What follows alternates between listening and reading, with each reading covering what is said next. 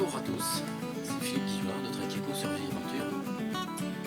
Je suis très heureux de vous retrouver aujourd'hui, alors pour une courte vidéo, juste pour vous rappeler une chose. Ça, vous avez l'impression que c'est une bouteille d'eau, eh bien presque.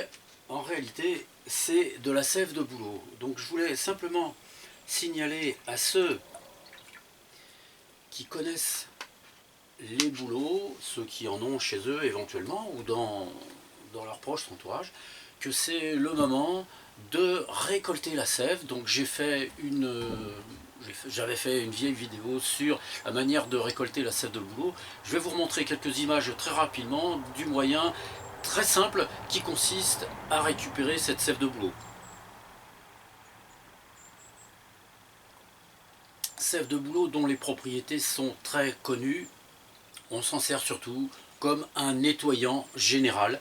Donc je vous invite tous à y goûter pour ceux qui n'ont pas goûté. Sinon ceux qui en ont et qui ont oublié, de pouvoir commencer peut-être faire une petite cure, pourquoi pas.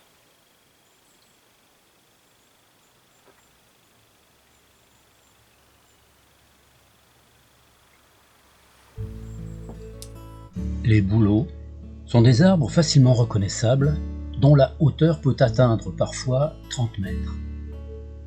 Leurs branches, assez fines, ont tendance à retomber. Leur écorce est blanche et fissurée surtout au niveau des troncs. Il est assez courant en Europe jusqu'à une altitude de 2000 mètres, mais on le trouve aussi dans les pays froids comme la Russie, la Suède ou le Canada. On en récolte la sève avant que les feuilles n'apparaissent sur l'arbre. Voyez-vous, le système est très simple.